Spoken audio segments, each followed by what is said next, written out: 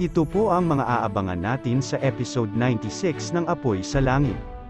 Magigising na si Tony mula sa pagkakakoma, babalik na ang taong magtatanggol kay Ning at Gemma, para sabihin ang mga impormasyong nalaman niya.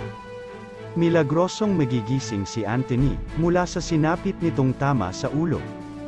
Kaya agad-agad tatawagan ng doktor si Ning para sabihin ang magandang balita na ito.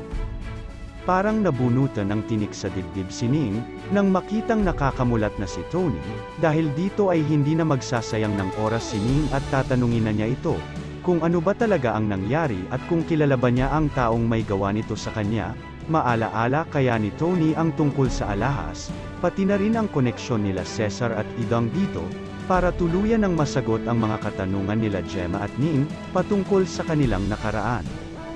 Ngunit ano naman ang binabalak nitong si Cesar at nakiusap siya kay Blessed? Ang masama pa nito ay tinanggap niya yo sa kanyang bahay, aba parang nagpapasok ng ahas sa kanyang pamamahay, naku po.